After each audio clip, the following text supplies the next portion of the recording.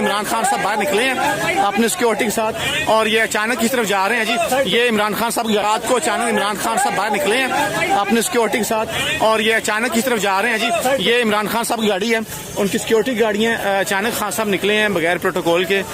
ये सरवर खान है, ये सारे लोग हैं, सिक्योरिटी के लोग हैं। और ये उमर से पूछो, उमर से। ये अचानक इमरान खान साहब निकले हैं जी और किसी को कुछ पता नहीं है खान साहब कहाँ जा रहे हैं। ये अचानक इमरान खान साहब निकले हैं। ये डीएसपी आया था खान साहब को, ये डीएसपी की गाड़ी है जी।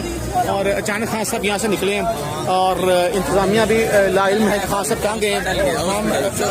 खान साहब अचानक शौकत खान गए हैं जी। शौकत खान हम गए अभी चेकअप करवाना है, अच्छा रूटीन चेकअप है उनका। अच्छा, इस वजह से अभी गए हैं खान साहब। जी नाज़रीन किराम, यहाँ पे बताया जा रहा है कि इमरान खान साहब जो है ना अचानक शौकत